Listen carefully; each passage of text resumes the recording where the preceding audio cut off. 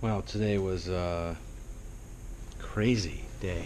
Crazy. I'm still in the office and I just had to get um, everything taken care of. I got a bunch of red lines sent out and just dealing with one thing after another. But I think we're in good shape for the end of a Friday.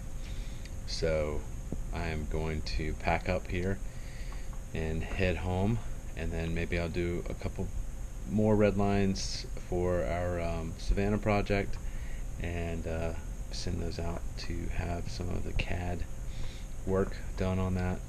And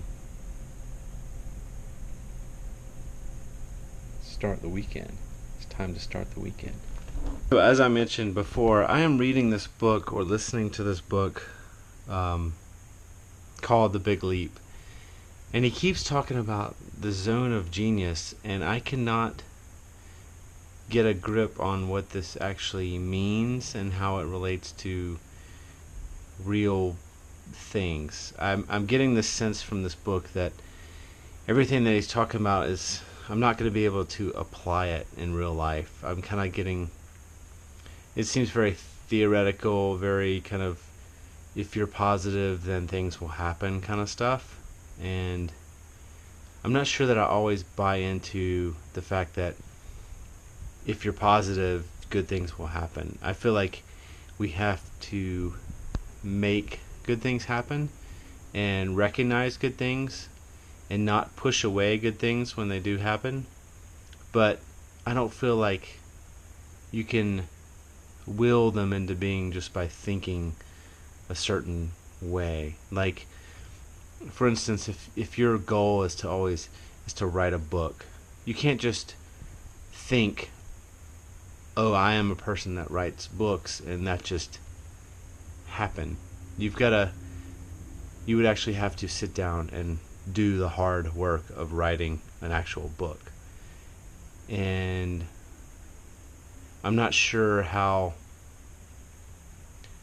the act of doing the work is going to translate into the positive mojo stuff that he's kind of talking about as your like zone of genius. And maybe he's going to explain all that, but right so far I'm getting a little lost in this whole zone of genius thing. And he's just now started transition into what he is calling or referring to as Einstein time. And I'm not sure how he's going to tie this whole Einstein time thing in with the zone of genius and the upper limit problem that he's talking about. I don't know. The book is a little confusing to me. Maybe I need to listen to it again because I'm getting a little bit lost in what he's talking about. But today was productive and good, and I've got a lot of work to do. Probably I might spend some of the time this weekend redlining and trying to get ahead for next week. But I also want to go to Carolyn's old house and pick up my skateboard that's there. Rivers skateboarding has gotten me excited about maybe trying to get back into doing some skateboarding stuff. I had a electric skateboard for a while, many years ago before River was even born, and huge, bulky, heavy thing.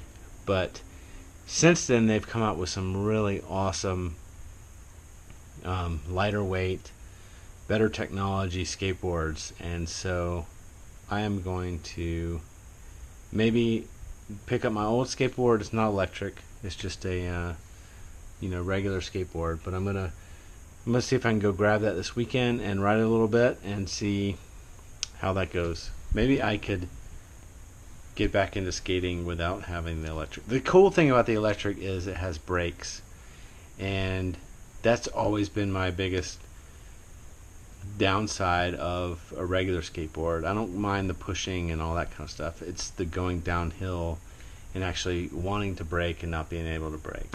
That's what I've been bad at. The electric skateboard's cool because it does actually have brakes. So that is today, and I will see you tomorrow.